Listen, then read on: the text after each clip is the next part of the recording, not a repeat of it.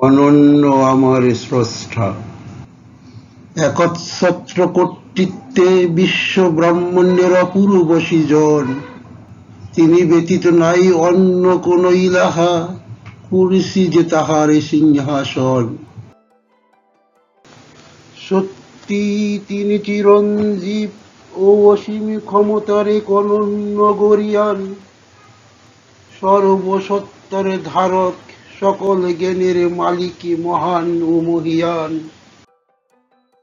তন্দ্রা ও নিদ্রা তাহাকে কখনো স্পর্শ করে না, তিনি জাগ্রত চিরদিন।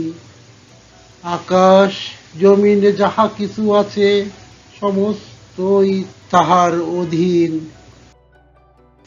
কে সেই যে সুপারিশ করিবে তাহার কাছে, না নিয়া অনুমতি?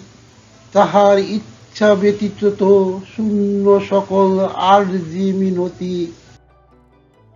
সকল সৃষ্টির রহস্যও তাহার অসীমের আঁচলে বাঁধা। অগ্র ও পশ্চাতের সব কিছুই তিনি অবগত আছেন সদা সর্বদা। জ্ঞান গরিমায় আঁকা তাহার সাম্রাজ্যের বিশালতার সকল সীমানা।